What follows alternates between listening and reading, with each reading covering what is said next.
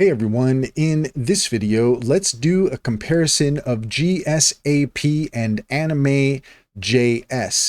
In order to do so, here we are at gsap.com and we're also at anime.js.com.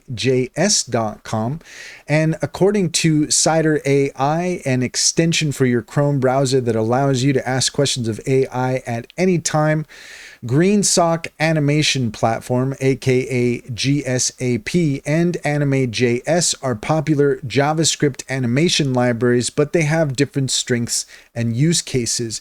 GSAP is powerful and feature-rich. It supports complex timelines, sequences, and advanced animation effects. It is highly optimized for smooth, high-performance animation. It works well across all browsers and integrates easily with other frameworks. There is a slight learning curve, but it does offer extensive documentation and plugins. It is complex, multi-stepped animations, synced timelines, and controlling large-scale animations. Anime.js, on the other hand, is a smaller footprint, good for simpler animations. It's easier to pick up with a straightforward syntax. It supports SVG, CSS properties, DOM attributes, and JavaScript objects.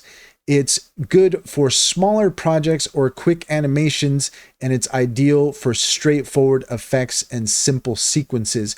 In summary, choose GSAP for more complex, performance-intensive animations or when you need precise control over timelines, and choose Anime.js for simpler, lightweight animations with minimal setup.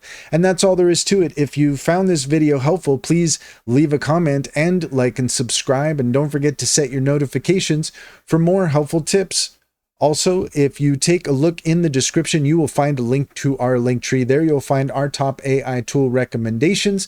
Click on any of those links to get started. You'd be helping us out as well, and we would greatly appreciate it.